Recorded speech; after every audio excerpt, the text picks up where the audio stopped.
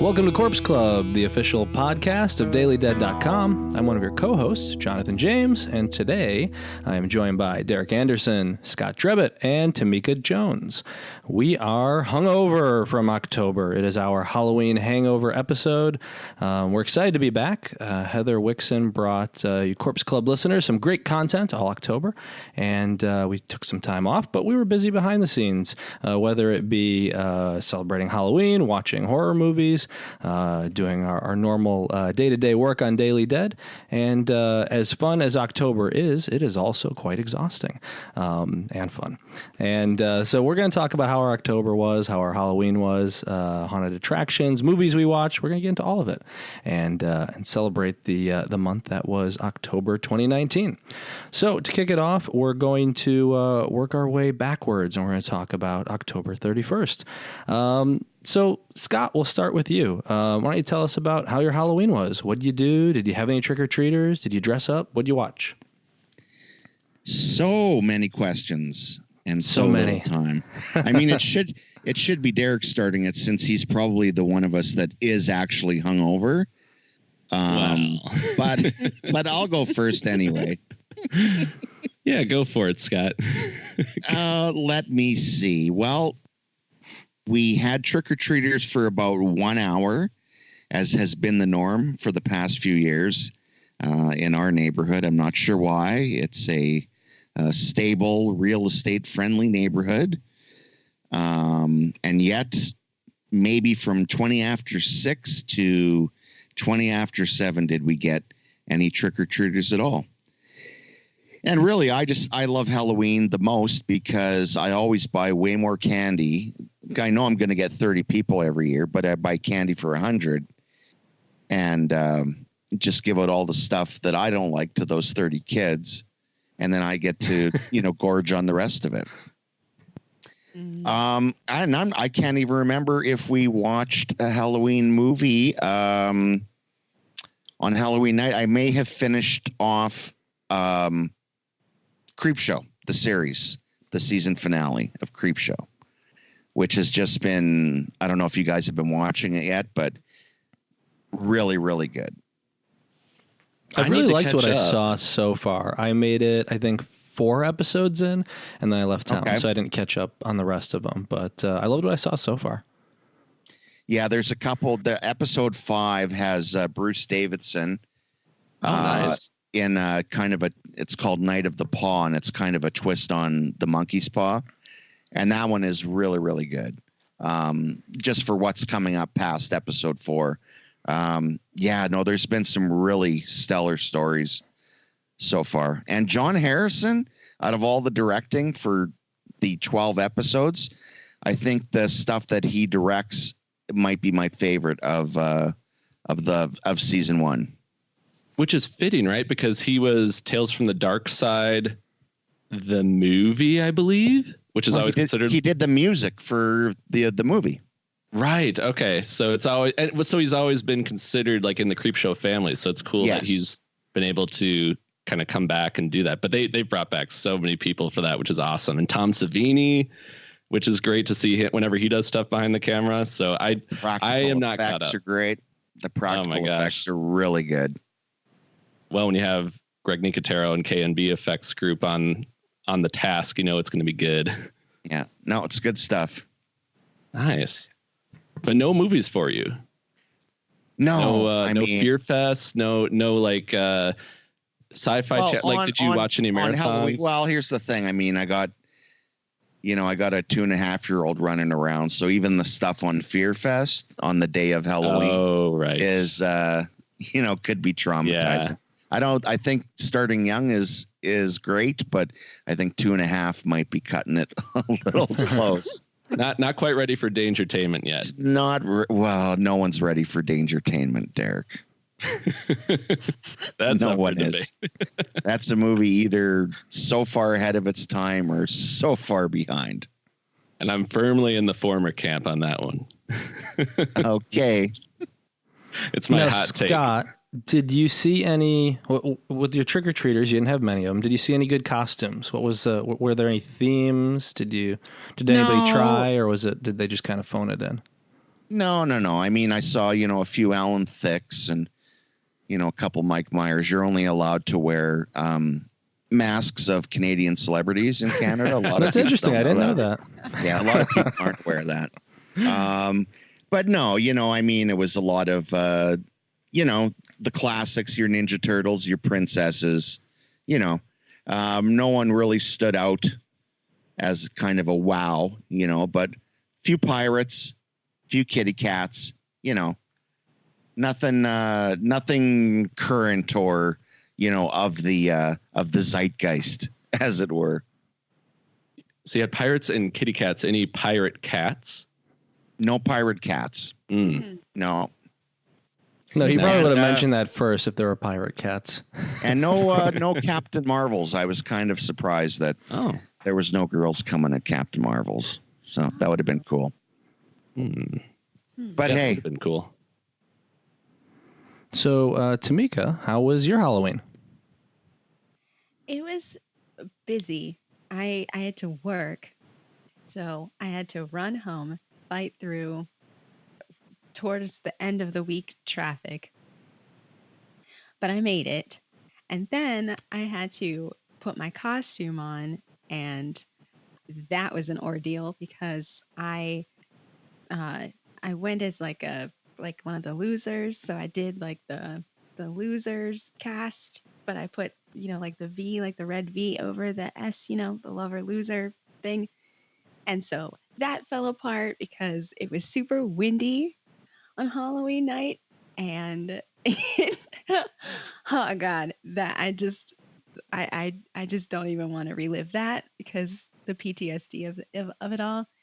But I made it, and we ended up having a lot more kids this year because I'm with Scott. Normally if we're going to get any kids, it's the first hour, maybe hour and a half. And then after that, it really starts to wane off. But this year, I don't know. I ended up going through, let's see. So I had one bag was 200 pieces of candy. And then I had another. So like I went through like 300 pieces of candy.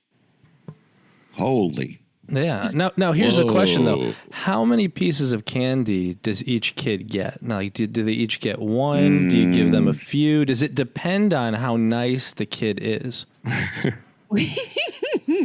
Well, I'll say it depends on how old the kid is, because I feel like when babies, because there's a lot of babies, are really young kids in my neighborhood. So I feel weird giving them like 5 pieces of candy because really, their parents are eating that candy. So I usually give them maybe like 1 or 2.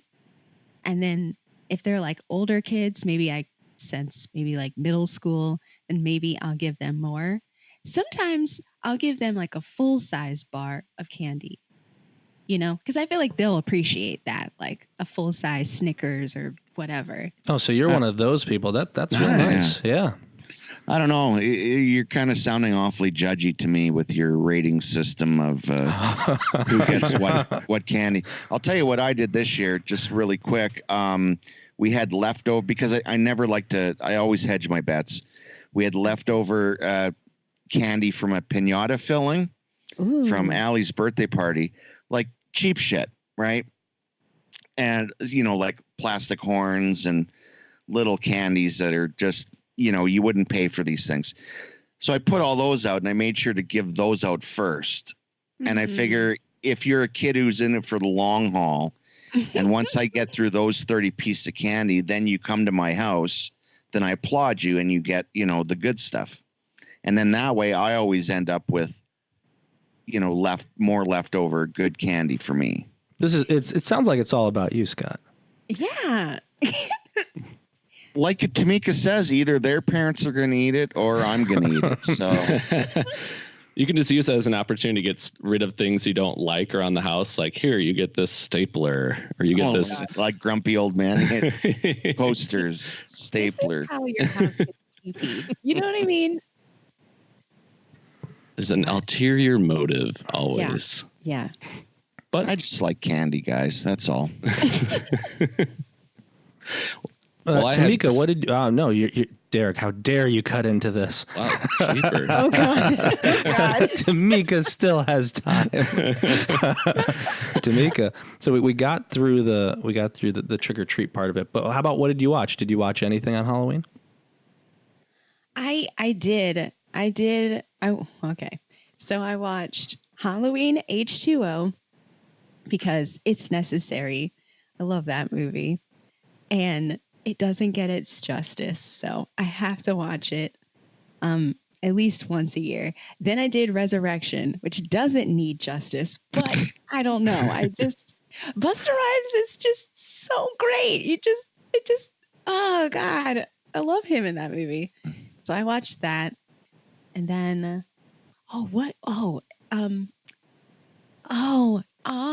it was called Slash Dance. Because I never heard of this movie. Slash Dance. I don't think I've heard of that. Yeah, I hadn't either. But is it a newer movie or an older? No, it's an older movie. I believe like 1984. I think it came out. Okay, well that makes it who would call in 2019? Who would come out with Slash Dance and anyone? Yeah, it's 1989. It wasn't bad. I'm okay. I'm happy I watched it. I would watch it again. Was this something that was on TV, or did you have it in your personal collection? Oh no. It's on oh God. It's on one of the Roku channel. Oh, okay. Familiar? Yeah. Yeah. So I'm trying to do that. Like I'm trying to watch stuff on like Tubi. Oh, Tubi's great. And stuff like that. Yeah. Tubi has a great horror selection, as does Amazon Prime. Yeah. And of course Shudder. Yes. There's some deep cuts on there too, movies that you would not find elsewhere. Yeah. Yeah. Like I discovered, this is going to sound crazy, but I discovered Christmas Evil because of Tubi. Such a good movie. That's the one that Scott, you wrote that epic poem, right? Yeah. For driving dust offs. Yes. That we dust off every year as a Christmas gift. One of my favorite articles on Daily Dead ever. Scott's dust off for Christmas Evil. So, Tamika, you'll have to go back, or if you haven't read it, you'll have to read it out after seeing Christmas Evil. Okay, I will. I promise. And then we'll have to sing it. Have my word. Okay. Maybe this holiday season we can all sing it on an episode. Yes. That's the gift that really keeps on giving. Scott should just narrate it. There you go. We'll throw you out, Derek. Crackling fire. Yeah. Yes, it's like We'll our own sound gulag. effects. Yeah. But we have to get out. This is going to be part of my discussion. We have to get away from Christmas, guys. Okay, we're only a few days out of Halloween, and everybody's jumping into Christmas music and decorating, and I can't take it yet. So we're moving right on. Derek, actually, Tamika, you did take us here, but it's okay because we're moving on to Derek. Had Derek started it, I would have kicked him out of the call. He'd be off this podcast, Derek. Wouldn't be the first time I've been threatened with that. No, but this time it'll actually happen. How was your Halloween, Derek? What did you do? Did you dress up? You're not going to be happy that I celebrate Halloween by watching Christmas movies. No, I'm just kidding. I know this is a lie. That's the real horror, is that Christmas took over my Halloween. I thought there's nothing scarier than that.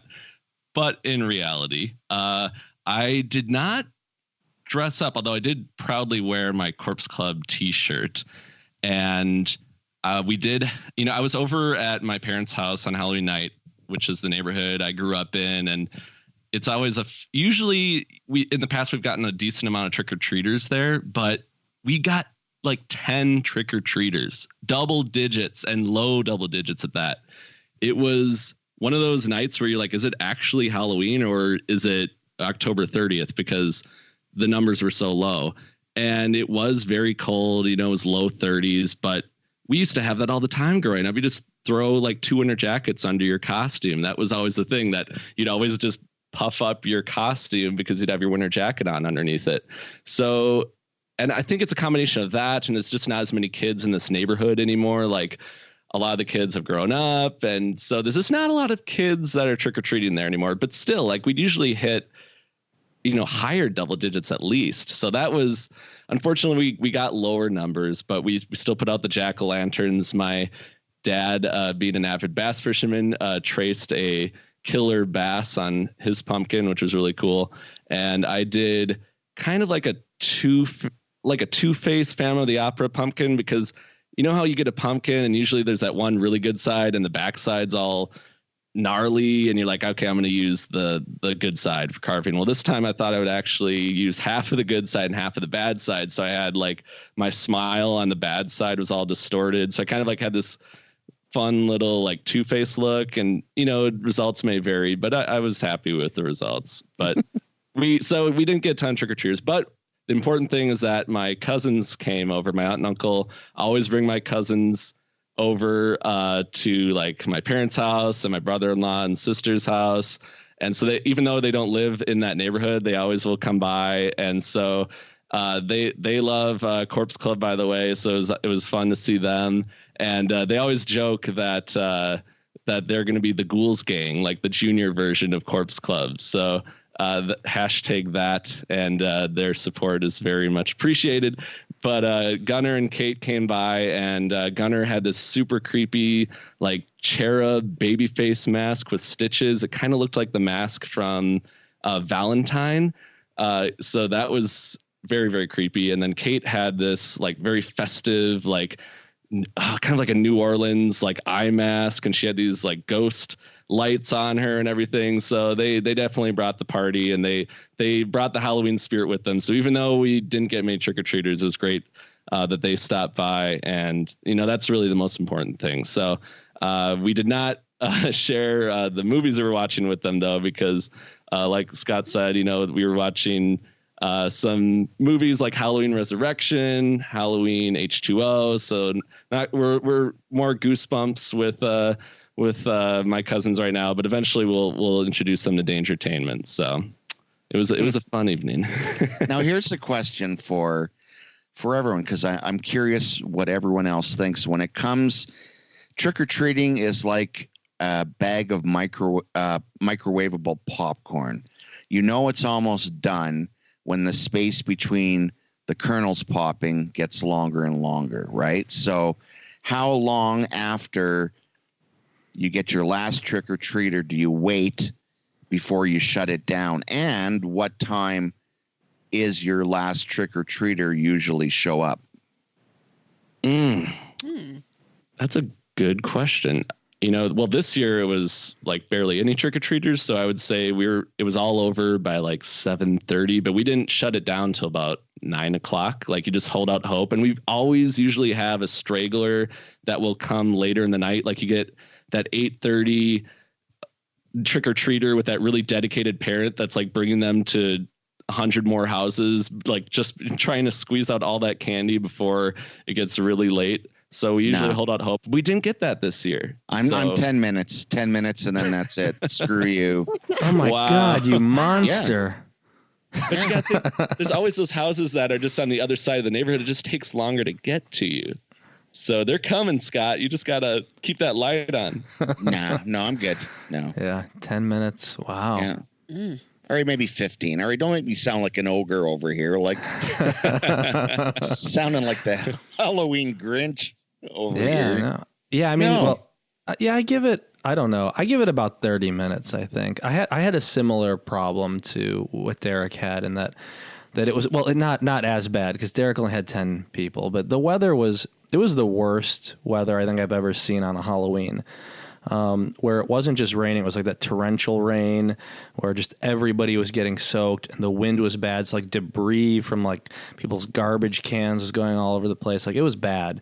So we had maybe one good hour of trick-or-treating.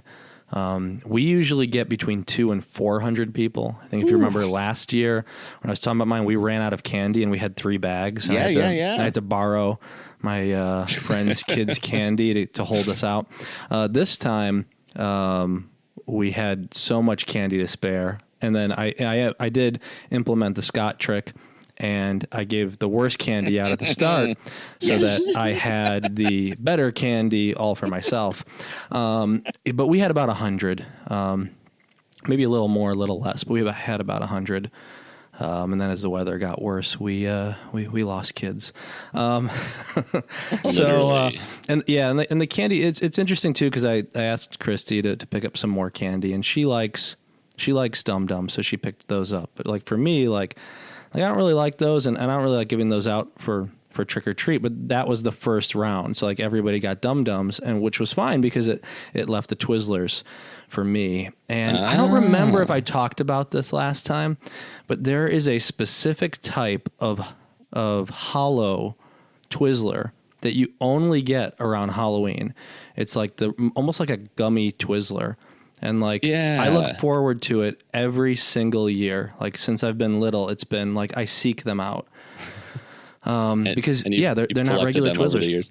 Is it like Gushers where there's juice in the middle? No, they do have those as well, and it's not that. It's just it really is just it's hollow, so like you could use them as a straw if you needed to. And again, they're just like they're in between like a Twizzler and a gummy, and that's the Halloween Twizzler. I don't know if it's cheaper for them to make it with them being hollow, so they're trying to be cheap, and they ended up making a better Twizzler. But in my opinion, I thought ours have always been hollow. Interesting, because I think traditionally they're not. Traditionally they're solid, and then they have the pull-in peels, which you can pull apart. They have the colored ones with the goo in them, like Derek said, and they have the nibs, like the small ones as well. And there are others as well, but it's these specific Halloween Twizzlers that I look forward to every year. I'm certain now that ours have always been hollow, because I remember as a kid always using it as a straw. Interesting, but in the States, no, they're not. If you get a big bag of Twizzlers, they're solid. So I look forward to these every year, and then we didn't even get to that bag, so I had the whole bag to myself, and so that was great. I love how 100 people is low for you, and I'm like 10. No. Yeah, I mean, we have all these interconnected like little subdivisions. So, I mean, you can walk for miles. So when the weather's nice, I mean, we can do 200 to 400 easy. Wow. Especially because that area is growing. Yeah, that area is really growing. So yeah, we got 100 was low. But yeah, there were no real standout costumes because I couldn't tell. Everybody was wearing jackets or had umbrellas on, or they were just soaking wet. So I couldn't tell what anyone was wearing. Everyone was the killer from I Know What You Did Last Summer. Basically, yeah. And in terms of what we watched, I started off early. I started my morning with a nice bowl of Count Monster Chocula. Club? Oh, and Scott, that's what I was thinking Scott, too. you know, of course, I didn't start with it, though I finished with it. Sorry. So I did finish with Monster Club. Yeah, you know me. Of course I did. And all day I watched Tales from the Crypt. I wanted to catch up on it. So it's like a yearly watch for me. I had been out of town for most of October.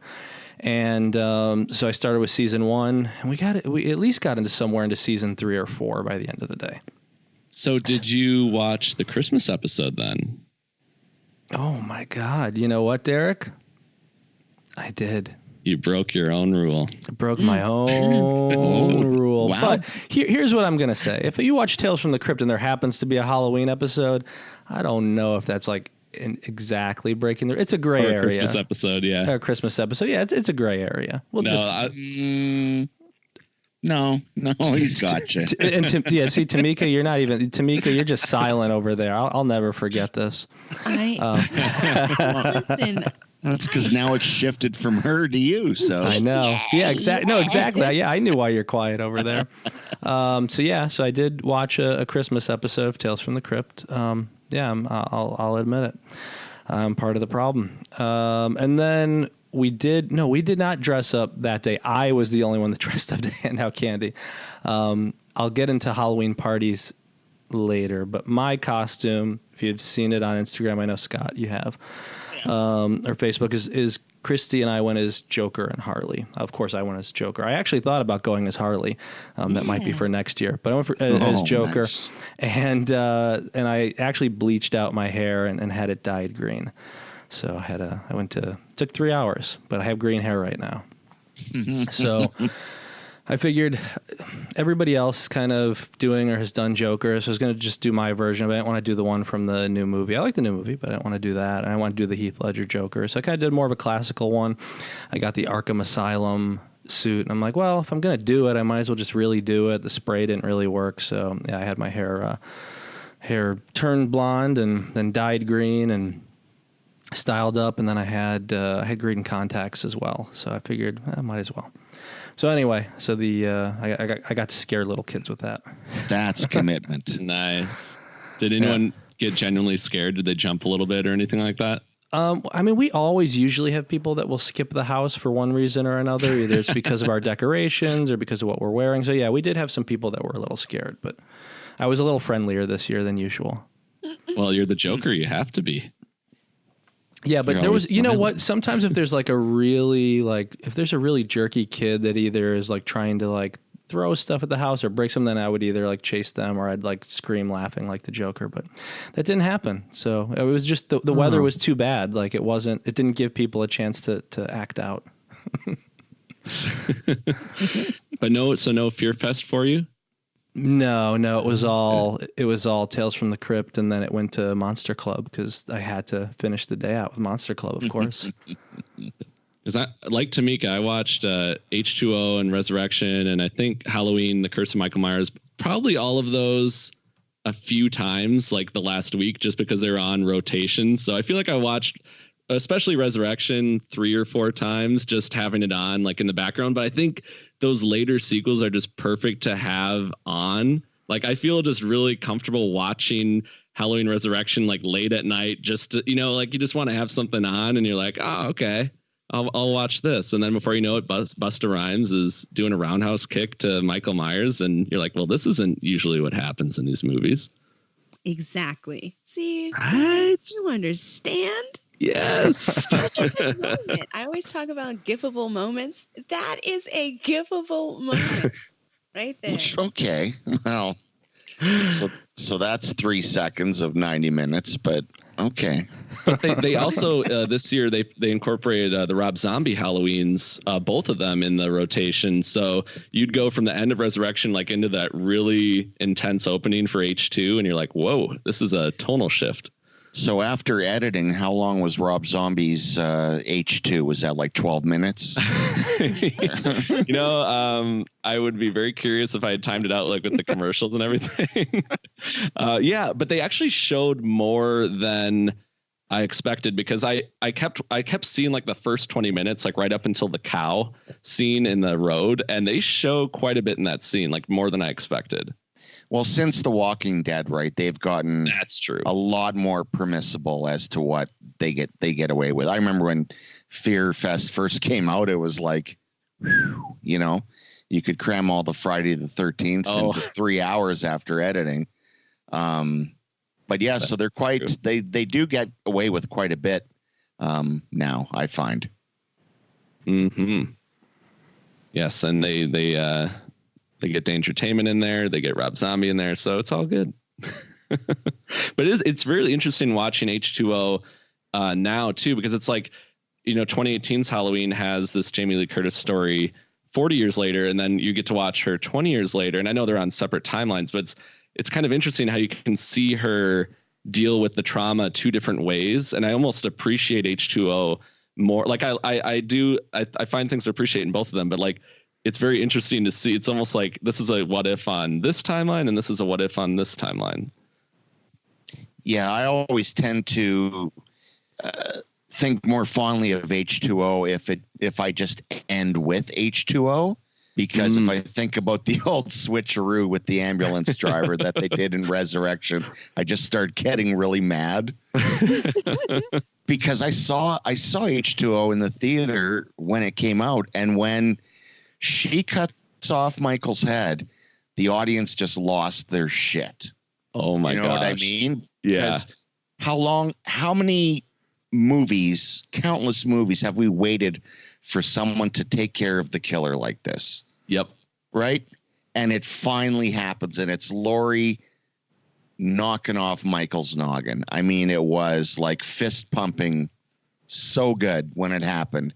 And then, and then other things come down the line after, and it's just makes me angry. The universe demanded it. Well, it's funny too, because I watched these movies for the first time, renting them from Blockbuster. And when that happened, I really did think, in a pre-internet, well, not pre-internet, but like a pre-social media era, I thought that was it. And I heard rumors that like Halloween Resurrection was Michael Myers' ghost, or I'm like, how are they going to work around this? Or like maybe Laurie becomes the new killer because of the trauma from killing Michael. So going into Resurrection, I had no idea that they did that switch. And I kind of almost wish that they had like done something a little differently and maybe made Laurie the new killer. But yeah, it's amazing what you think like before everything is kind of spelled out for you.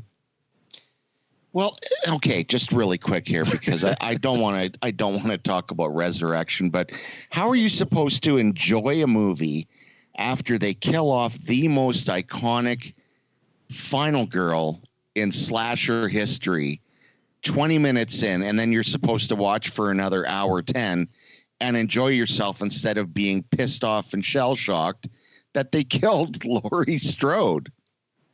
That's not how you start a movie. Well, I mean, I think she, again, this very well might be hearsay, but I'm pretty sure she didn't want to come back. And I think the only reason why she agreed to is if they killed her. Well, she was wrong. That's all but even if that was going to happen, that can't be the start of the movie. It was rather shocking. You would make that your climax if you had to do it. Well, it was kind of passing the torch to Busta Rhymes and Dangertainment in a way. And Tyra Banks, don't forget. And Tyra Banks, absolutely. But you're right. It is like that's a lot to take in.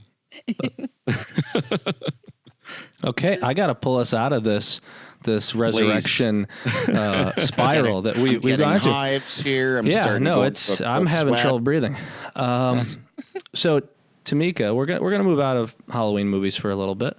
Now we're gonna talk a little bit more about how everybody's October was. So, we'll start with you, Tamika. Did you have any Halloween parties you went to in October? Any Halloween events? Any haunted attractions? What did you do during your October? What were your highlights? Okay.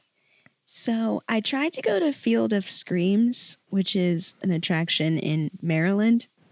It's really decent, actually. And it certainly freaks me out, even though I know like the people can't touch you, but it's the atmosphere that gets me too sometimes.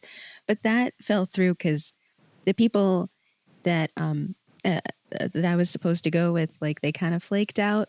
They flaked, so I didn't get to do that. But I did go to my friend Chris's and his wife too, Marisa's annual Halloween party. So that was on Saturday.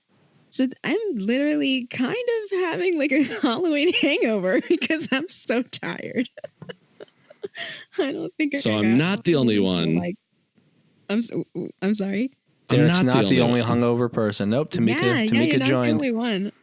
Because I got home at like 4 a.m. and I don't like saying like I feel old, because then I think that's when you do start to feel old. But I feel old because I can't stay out like I used to. I needed a whole day just to recover from that.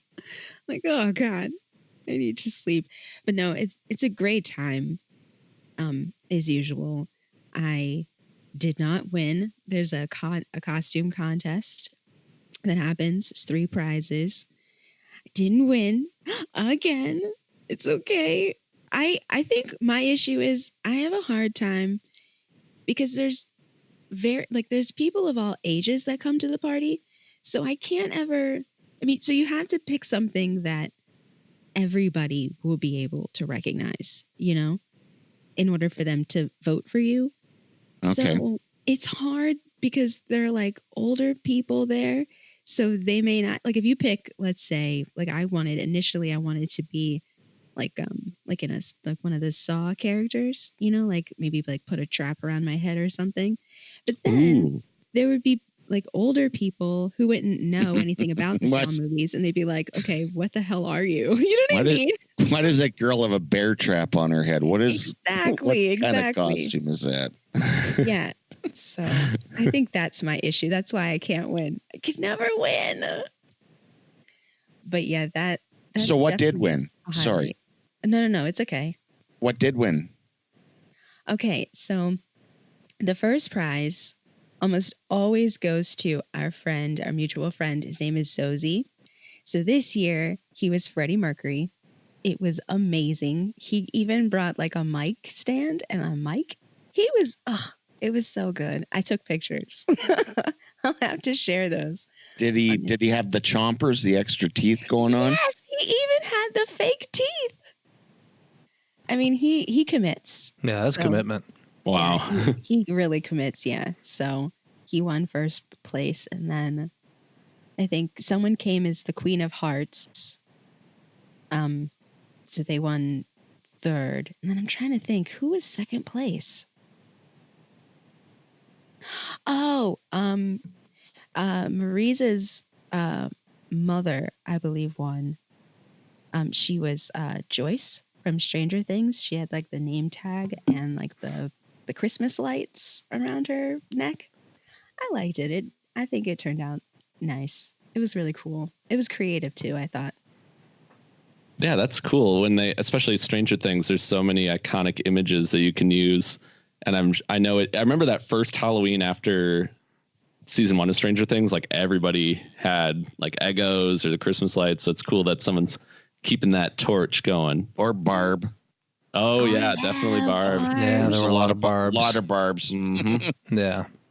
Every season kind of has that character that people rally around, like Bob in season 2 and season 3. You could argue it's Billy, or I don't want to ruin it, but yeah. I've only seen season 1 so far. Put it on the list, Scott. Wow.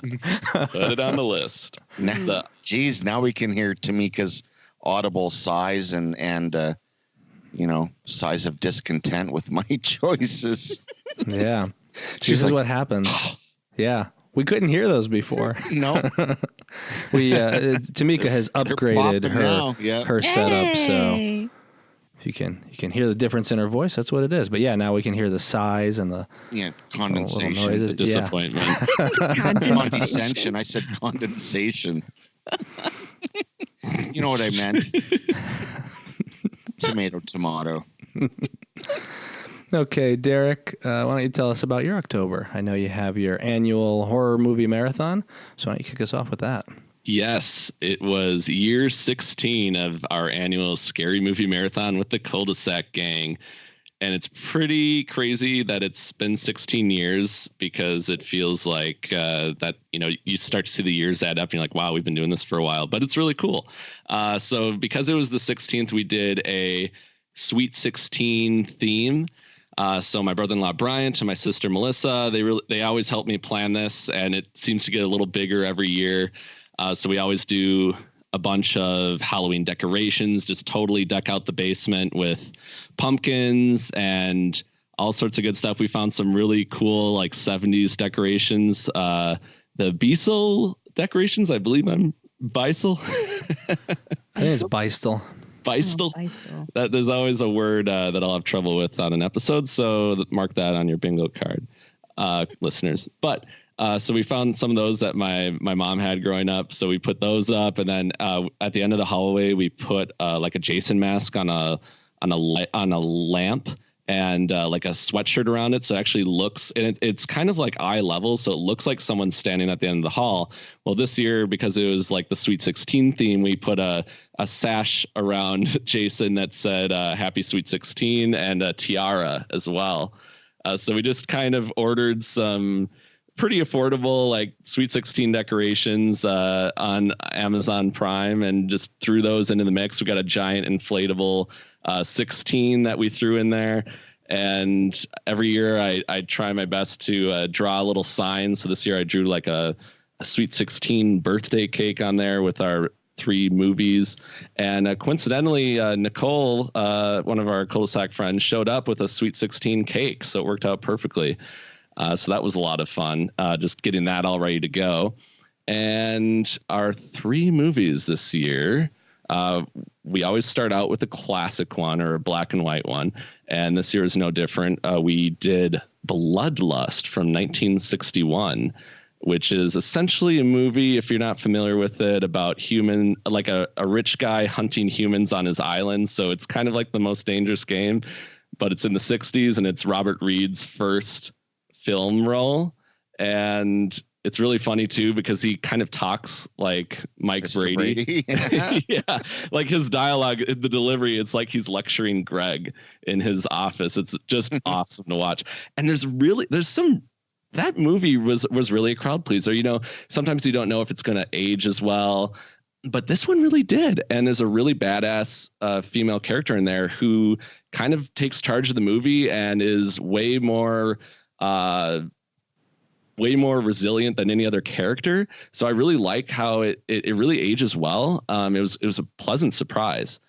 So that was our first movie. Then we went to movie number 2, which was The Invitation from 2016. I believe it initially premiered on festivals in 2015, but came out in 2016.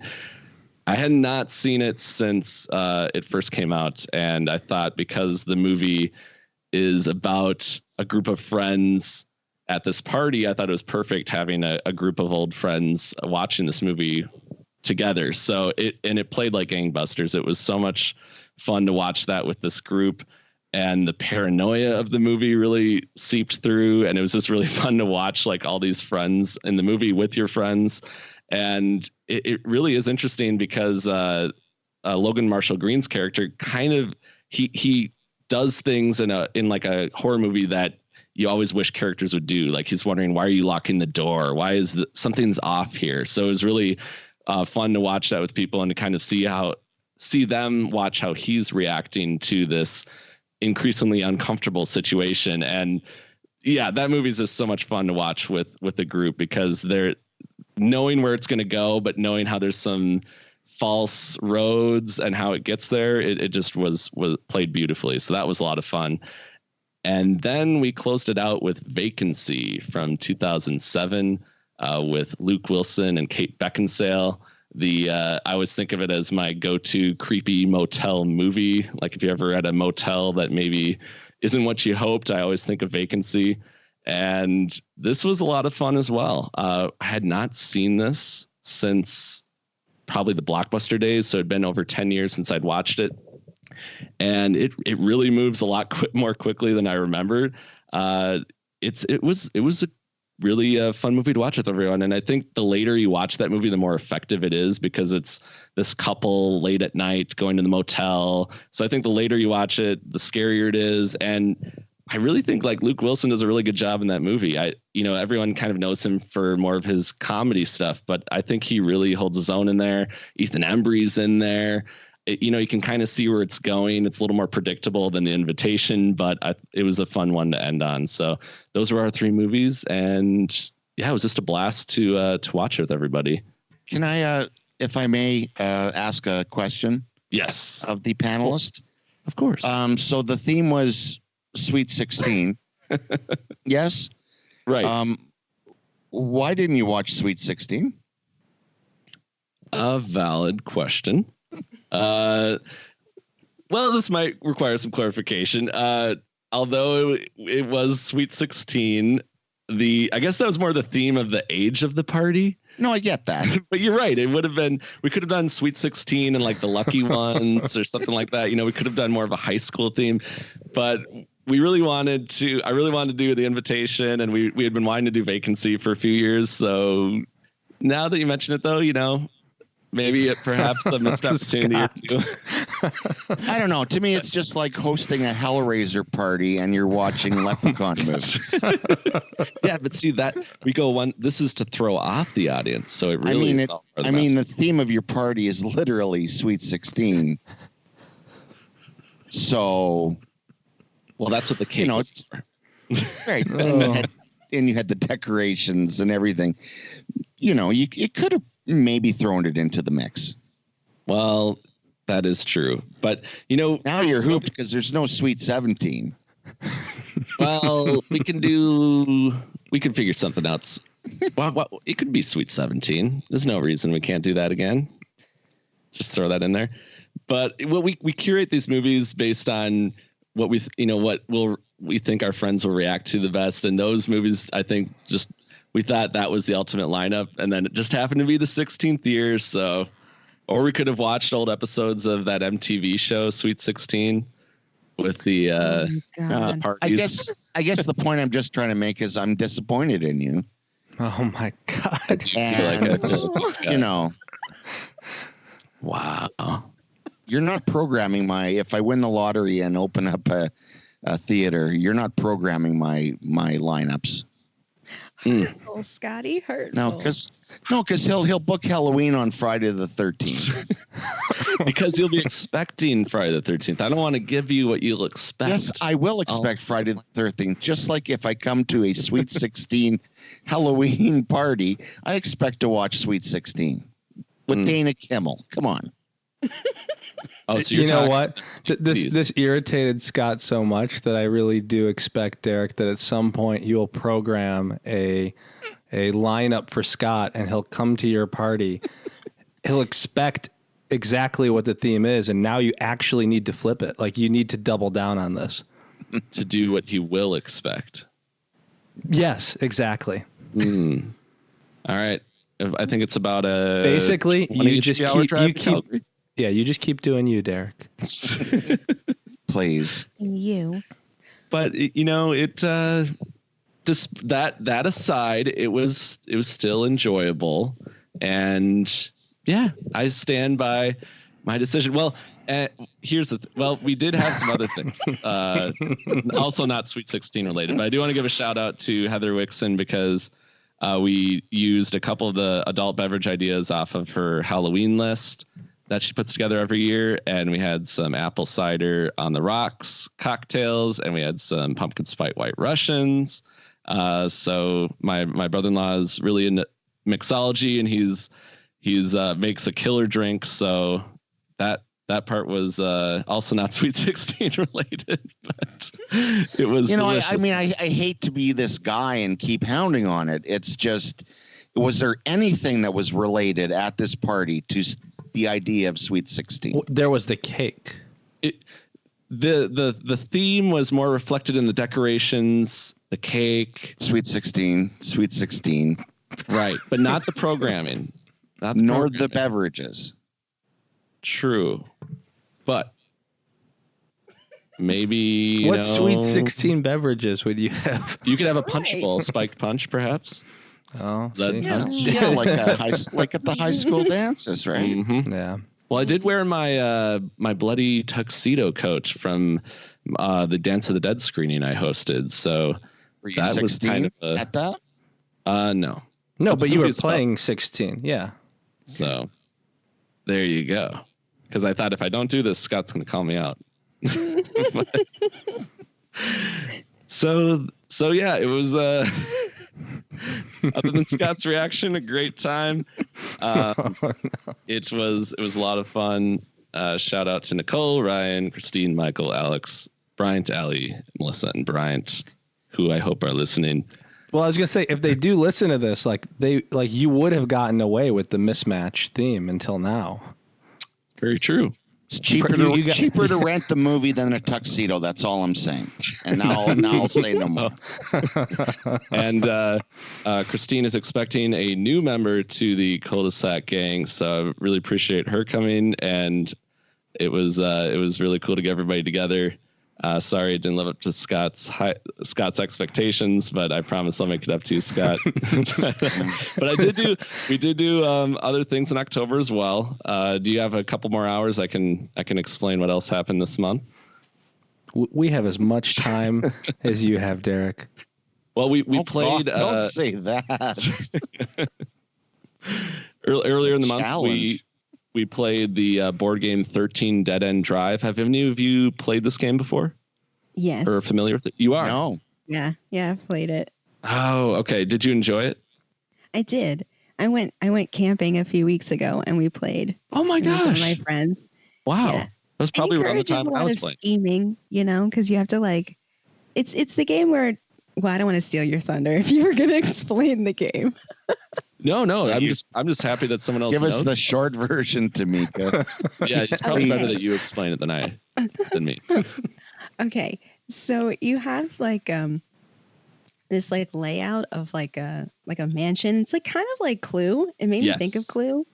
And so there's a person like a portrait on the wall. That person, I forget her name, but she died, and so she is gonna like I forget the word, like give her I guess like give her inheritance to someone in the like another character in the game, right? So It could be like the chauffeur, it could be like her cat, it could be the butler, anybody. Yeah. So you basically just spend the game trying to like knock each other off. Like you find out who is supposed to get the inheritance, and then you just spend your time trying to knock that person off. So you could like push them down the stairs. You could drop like a chandelier on them, like a bookcase on them, all kinds of stuff. Throw them in the fireplace. Yes, that's right. There is a fireplace. Yeah.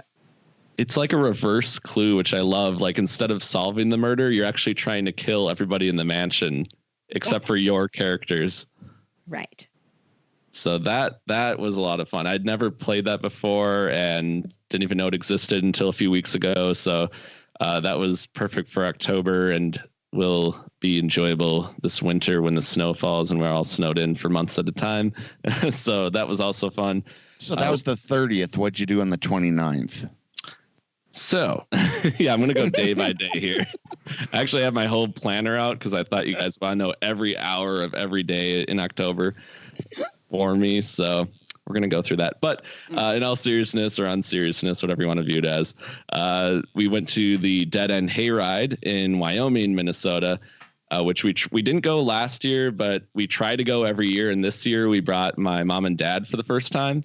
And this is like the haunted attraction in Minnesota. It gets better every year.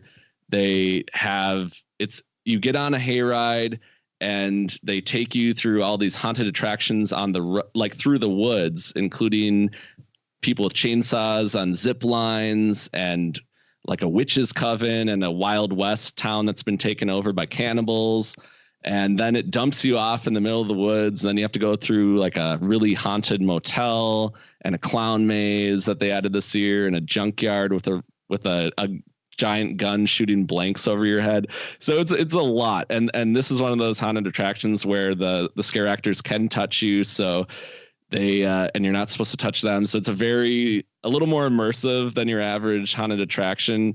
And it definitely was a lot of fun to bring my parents through that, and everyone survived, but they just do a tremendous job there. And the makeup effects that like Jackie Lantern and her team do there, it's just phenomenal because they have like over 200 scare actors there, and they play like Rob Zombie music videos in this giant drive-in screen while you wait for the hayride to pick you up, and you're kind of being shooted around like cattle going to slaughter. So it's a very, very intense kind of, but atmospheric and festive haunted attraction. So that was a lot of fun to go through this year as well. Highly recommended if any of you are ever in town in October. I think you went to a strip club because you said they could touch you, but you couldn't touch them. Hey, them's the rules, man. I'm not judging you. I'm just saying. This is just the haunted attraction rules in Minnesota. I like that I can hear Tamika laughing in the background now. I did get like a finger in my ear at one point and a fake chainsaw pressed against my legs. So you never know what's going to happen. At a strip club. That just happened. So yeah, we did that.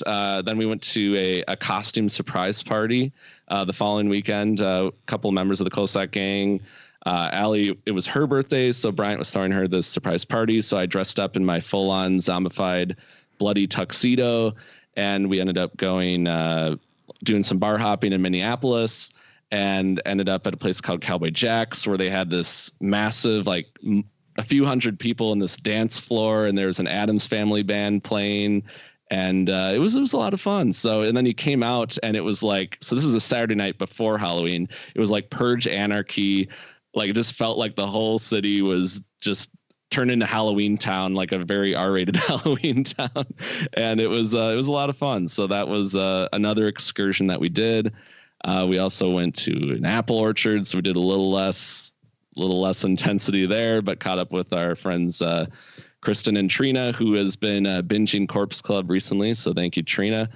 And we also did some pumpkin carving, as aforementioned, but we did that and then watched Halloween 2, Calabar's Revenge, with Terrell and Annika, my brother-in-law's siblings, because they'd never seen the magical movie that is Halloween 2, Calabar's Revenge, and it does Halloween Town. Or I'm sorry, yes, Halloween Town. I just wanted our listeners to know which one, what you're talking about. There's this movie in between Halloween 2 and Halloween 3 that's also not a Michael Myers movie. I just thought this might have been like the third cut of the Rob Zombie movie, or like a personal edit. Yes, I thought, isn't it going to be called Halloween Kills, not Calabar's Revenge? That's what they haven't announced yet. But and Scott, I would love if you could do a drive-in dust. Or no, it came from the Tube on Halloween Town 2, because I know you did one on the first one. Thank you very much for that. But I would love to know what you think of Calabar's Revenge one of these days. Okay, it's a little. My word to you. There's some more adult humor in there, whether it's intentional or unintentional remains to be seen, but it is very fun. So that was my October. You had a packed October. It was very busy. It was very festive. Very festive. A lot of Apple products. What, Max? Or like... I should clarify there. The ciders and such, the edible ones. The Apple edibles. I just thought edible cider. One for the books. It was very fun, and I survived to tell the tale, even though albeit a little hungover. Just a little bit. Okay, Scott, you got to top Derek's. How was your October? Oh, how do you top Derek? Come on, really. Really not that different from any other month. Just staring into the gaping maw of middle-aged life and hoping for a sweet release. So pretty good, really. Overall, no, I caught a lot of movies. We didn't go to any costume parties. What else? Did I tell you I watched a lot of movies? You did, but what did you, in addition to like Creepshow, what movies did you? Well, you were watching Creepshow the series, but what were some of the movies that you watched? Like favorites? Let's see. I picked the two that I picked up recently. I picked up 3 from Hell on Blu-ray and Crawl on Blu-ray. Ooh. And Nightmare Cinema. Oh, nice. That up as well. Have you guys seen Nightmare Cinema yet? I have, yes. I have not. No. Tamika? No, it's good. It's really good. It's one of those. Throwback.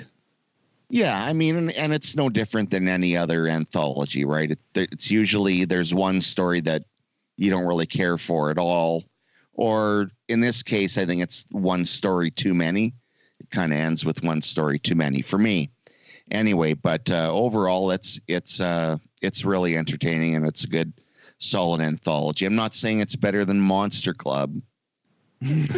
Very few movies are better than Monster Club. Right, exactly. But it's pretty damn good. Crawl, I thought, was a blast. I loved Crawl. Absolutely. One of my favorites. Yeah, I'm kind of sorry we missed it in the theater, actually, but I got it on Blu-ray now. So, and yeah, it's a total gas. I love a good when nature attacks and when animals attack movie, and this is a good one. And Three from Hell. I know it's split a lot of people, but I really dug it. It starts off really rocky and just gets better and better as it goes. And then when it becomes a full-on road movie, when it pivots from Hooper to more of a peck and paw movie, then it becomes really, really good, I thought. So, yeah, really, really dug that too. I still need to see Three from Hell. I missed it in theaters, and I've yet to catch up, but I'm looking forward to it. I know Patrick Bromley really enjoyed Sherry Moon's Zombies performance and wrote a really nice piece on F This Movie. And I've heard, like you've said, it's kind of like any Rob Zombie movie. It's very polarizing. So not something I'm really surprised about there, but I tend to really like what he does. So I'm excited to catch up with the Firefly family. I don't think anyone would, even people who don't care for it. I think just about everyone would agree that it's better than 31. Oh, okay. Even if they don't like it, I've heard people say, well, I didn't care for it, but it's still better than 31. And that's kind of a underhanded compliment, but it is quite a bit better. It becomes quite a bit better than 31 eventually. And a nice little goodbye for Sid Haig too. Yeah. Yeah, that's good. Oh, yeah, it's a bummer. Lots to, yeah, no, it's. Yeah, well, I guess we'll jump into my October. I did catch up on a couple movies. We'll talk about that in a minute. Let's talk about, I guess, party, I guess. We're going backwards. So my party was last weekend, and I think it was our 9th annual party. And it was good. We had about 20 people. The theme was comic book characters. And so you could dress up as any comic book character. We weren't too specific about it. As long as you could tie it back to a comic book, it was fair game. And so some people dressed a little more traditionally. Some people thought out of the box. I think we had about 25 people all together. We don't do a costume contest, but if there was to be a winner, this year it went to my father. Even though I mentioned that I had dyed my hair and put contacts in, my dad for the last 2 months had been growing his hair out. I'm like, what are you doing? And then he was growing a beard. He'd never grown a beard. And I'm like, is this for a Halloween costume? And I just kept saying it to Christy. I'm like, what is he? Like, maybe he's trying to be bearded Captain America. I'm like, I couldn't figure it out, but I'm like, he never does this. And so I had a feeling it was a contest, but it kind of threw me off the scent. And then he shows up at our Halloween party as John Wick. So he'd grown his hair out. He dyed his hair. He dyes his beard. And before you're like, well, John Wick's not a comic book character. There is a John Wick comic book. So he was able to tie it back to that. But I mean, he really it was cosplay quality. He had the suit. He had BB gun pistols that were under his jacket. He had the machine gun. He had the rosary, and he kept asking people if they knew where the Continental was. He kept handing people coins. He had those chocolate coins he was handing people, and so he really committed. I was super impressed. He worked 2 months on this because obviously he had to grow out the hair and the beard and all that. So he won our costume contest. Wow. If we had one, it was impressive. Did you guys have a name for this party? Yeah, it was actually. It was Joker and Harley's Funhouse of Horrors. So we had the clown theme going, and then we told everybody they can show up as any comic book character, and then we still had there was a Batman statue, and so we tied the whole theme together, and it was all unified as comic books. Wow! So what you're saying is you had the name of it that had a theme. And then you had everyone show up in that theme. Yes. That's impressive. Other people could learn from that.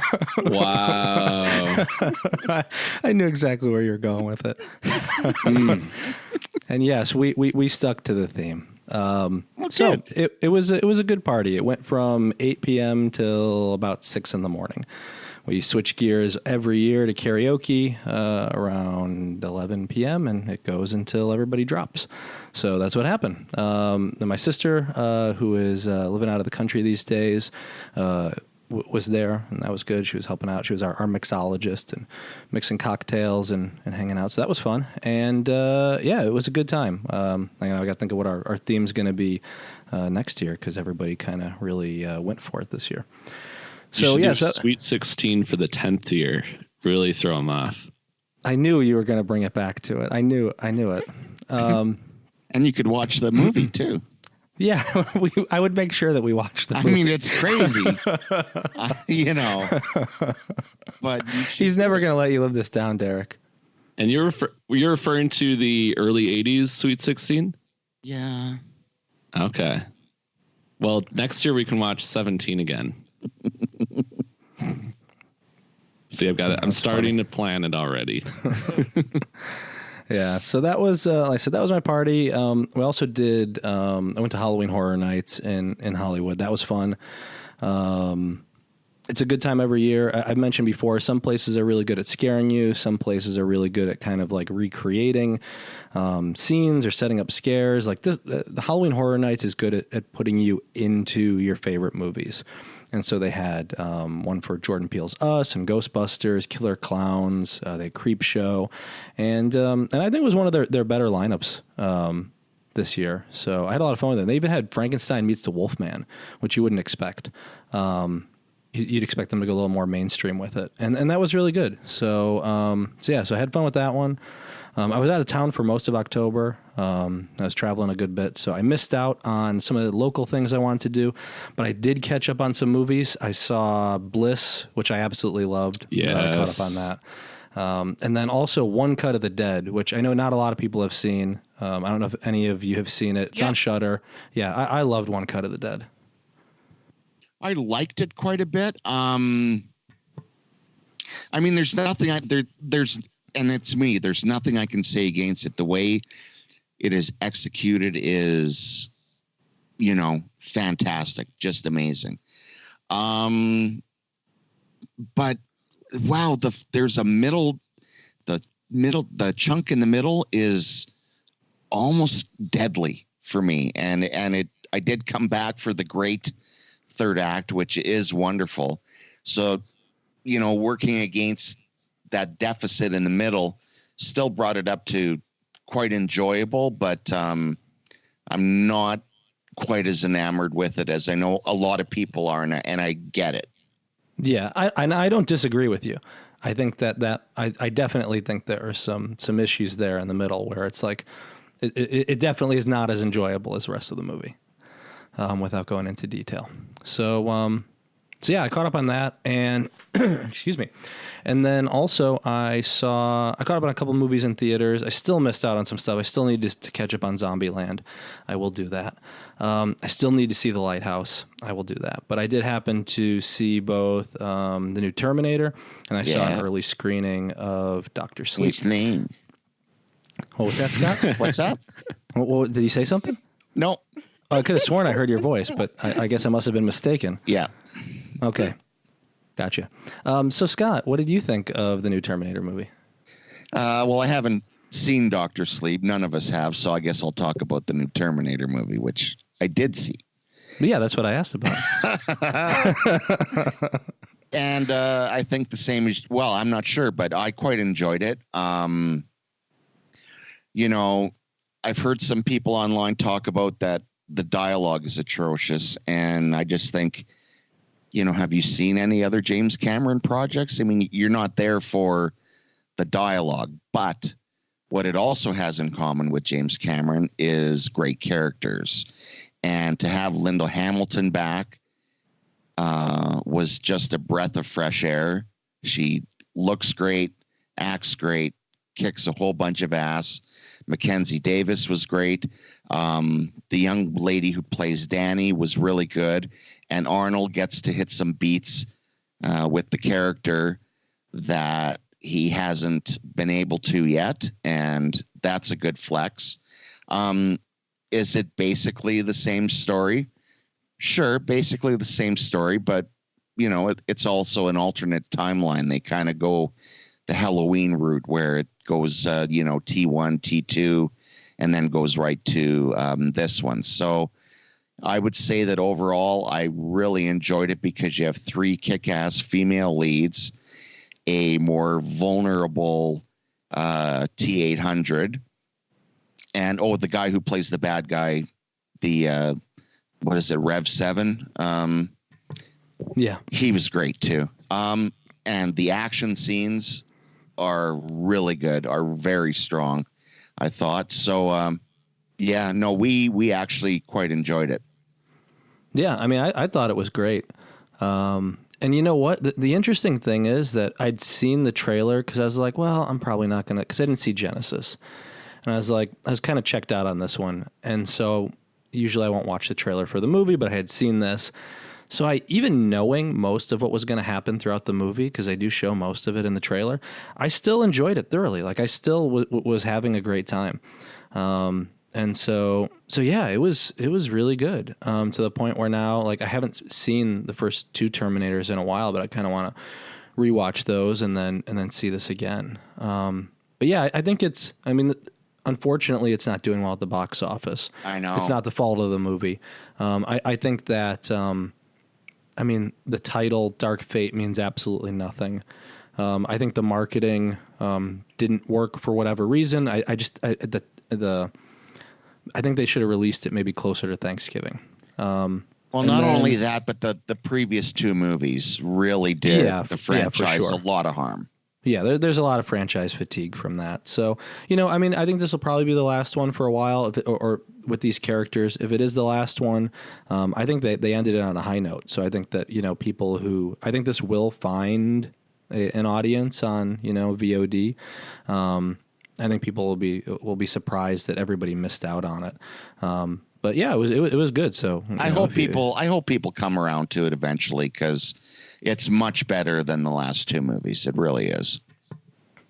Yeah. So that was a pleasant surprise. And then, like I said, I did catch Dr. Sleep. I'm not going to go into details. Hasn't opened yet. So by the time you listen to this, it probably has opened and you've seen it. So I'm going to spoil away.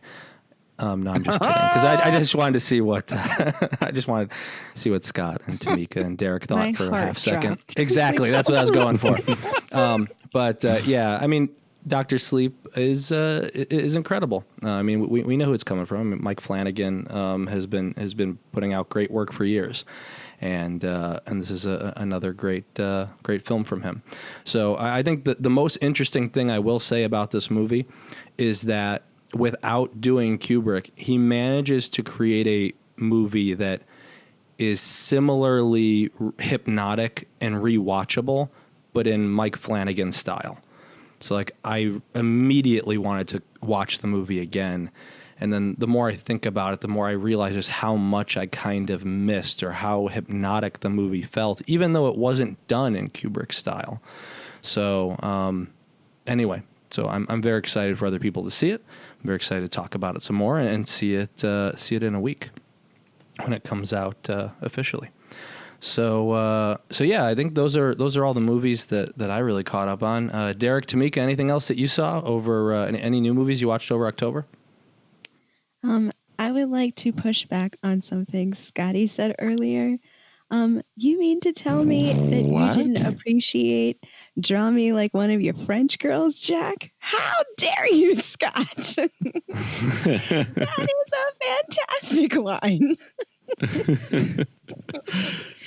No, I'm just teasing you. There are a lot of good lines in the movie, but there's some bad lines too.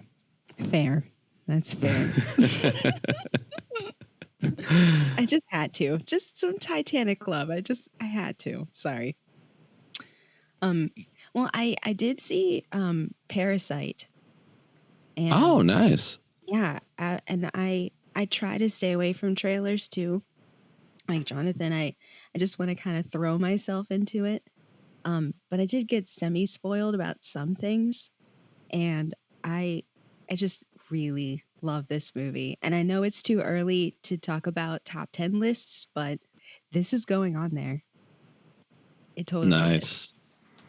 I don't think it's playing around us yet. I'm going to keep my eyes peeled, though. I could be wrong.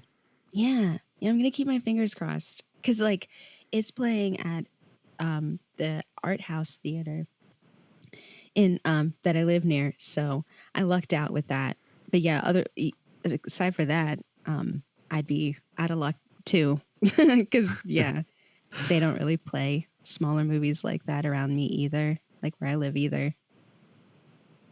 Yeah, it's interesting though. Like we have. I was at the theater the other night and, sandwiched in between, God, I forget what movies, but The Lighthouse is playing at our 16 multiplex theater, which I thought, yeah, well, that A24's got, the pull to do that, right? So, yeah, I do want to see that on the big screen before it leaves. So I have to check that out in the next week or so. Definitely.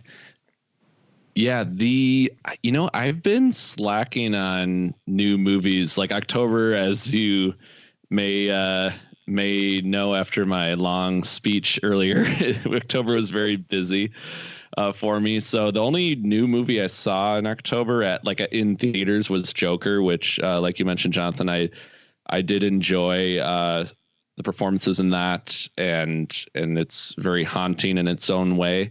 But since then, I haven't really seen anything new. I did rewatch The Last Man on Earth from 1964 for the first time since we played it at a previous Scary Movie Marathon, and that we still quote like Morgan, come out from that movie all the time.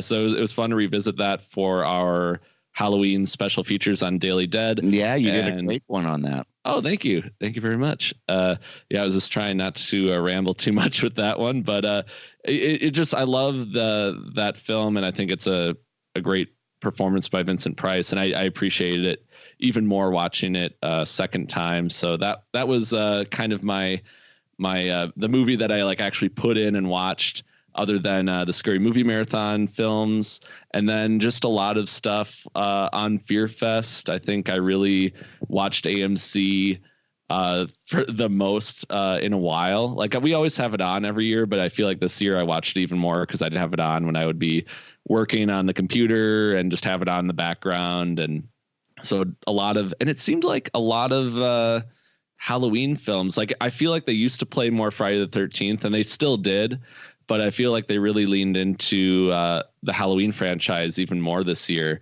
which is funny because when I was growing up as a kid, it always seemed like they played the Jason movies and maybe even like a little Nightmare on Elm Street. And now, and very rarely would they do Halloween until like Halloween weekend or the actual day of Halloween. Now it's like, it feels like Halloween and Michael Myers is getting a lot more love than he did when I was growing up, because I always felt like Michael was the odd man out when it came to those iconic 80s slashers, just based on like what was broadcast in Minnesota. So it was fun to watch those, and they did have some nice Friday the 13th marathons. I watched quite a bit of Jason Goes to Hell for the first time since watching it at a Scary Movie Marathon, probably like 7 or 8 years ago. So I forgot how much they kill the hell out of Jason in the beginning of that movie with the airstrike. So that was fun to watch. But he still doesn't go to hell. Like he goes to hell, but I remember when I watched that for the first time, I'm like, wow, we're going to see Jason go to hell. Like, who knows what could happen? He could run into Pinhead. Maybe he's going to fight Satan. And it's just such a different movie than you'd expect. Yeah. Were you really expecting that? I mean, when you're younger, I can imagine. Sure, I guess, yeah. Young Derek thinking that. I mean, I want to see all those movies. Like, yeah. The cover art for Jason Goes to Hell with the demon snake coming out of the eye and the flames in the background. Like, I just thought it's actually gonna, it's like Jason Goes to Manhattan, except now he's going to hell. Like, it's gonna take it to the next level. Oh, that does make sense. So yeah, and you didn't get it. It's but it's still a fun movie, I think, and it's definitely different. Like Halloween Resurrection, it's a very different Friday the 13th movie. Not exactly what happens in every Friday the 13th film. But other than that, not a ton of new movies. I still need to watch the new Zombieland. Hopefully going to see that pretty quickly here. Have not seen Terminator Dark Fate. We have Doctor Sleep I still need to watch. The Lighthouse. It's just been such a great year for horror. It's so hard to keep up, which is a great problem to have. So I'm looking forward to doing that. Of course, I watched Hocus Pocus a few dozen times this Halloween season, or at least, a few times, just because Freeform always has it on. And I actually, because I couldn't get enough Hocus Pocus on the small screen, last year I picked up Hocus Pocus the book. So I've been reading Hocus Pocus this Halloween season. Oh my goodness! And have you heard the news? There's a possibility they may be making a new one with the original cast. I am hopeful. I feel like if they get as many original people back, and that includes the younger characters too, which I feel obviously the Sanderson sisters are really important, but I feel like the younger characters are just as integral to that story. So I hope that they can get them all back. In fact, the book that I'm reading is like the movie novelization and then a sequel set 25 years later with Max and with like Max's kids. So I would be Max and Allison's kids.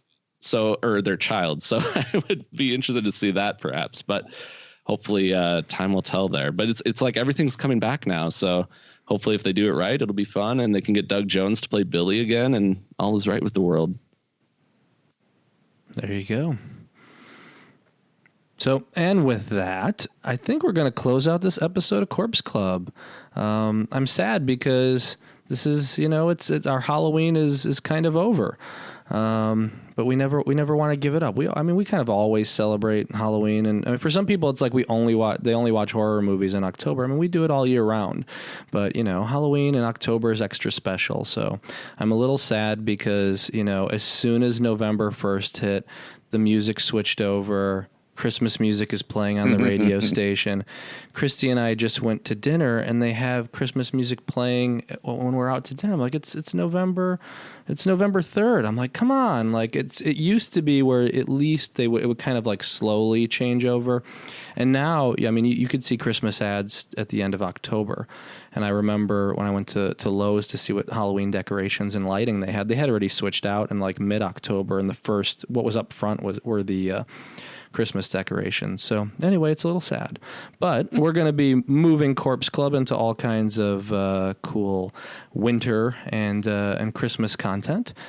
Scott, I feel like you're going to have to recite Christmas Evil. I think this is going to be a thing now. All right. Yes. I feel like it has to be a thing. Okay. We'll set do you it do up. it as Oliver Reed though? Oh my. You have a little time to think about it. So anyway, we want to thank Brian, our amazingly talented engineer, for helping us out each and every episode. Thank you, Brian. And as always, we want to thank our listeners, including those of you who have signed up for a Corpse Club membership. Head over to corpseclub.com. You can take a look at our backlog of episodes. You can find out how to become a member. We have all kinds of different options. You can get a t-shirt, you can get a pin, you can pick an episode topic. So again, head over to corpseclub.com to find out about all of that. Don't forget to rate and review us on iTunes or Apple Podcasts, as it's called now. Every rating and review really helps. And you can also find us on Google Play, SoundCloud, and all of your favorite podcast providers. We're also on YouTube. If you want to get in touch, you can reach out anytime at contact@corpseclub.com, or we're on Twitter at Daily Dead News and at Corpse Club, and on Instagram and Facebook we're under Corpse Club as well. Thanks again for listening, and until next time, stay scary.